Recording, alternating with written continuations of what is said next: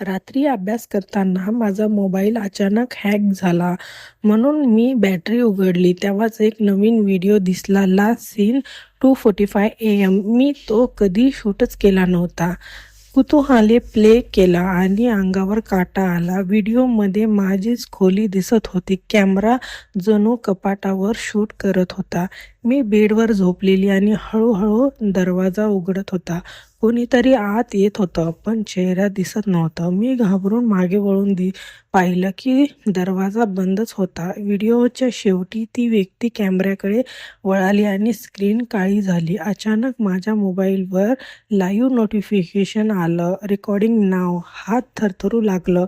मी हळूच वर पाहिले. कपाटावर मोबाईल ठेवलेला नव्हता, पण मग शूट कोण करत होतं आणि सर्वांना भयानक म्हणजे व्हिडिओमध्ये आत मी उभी होते.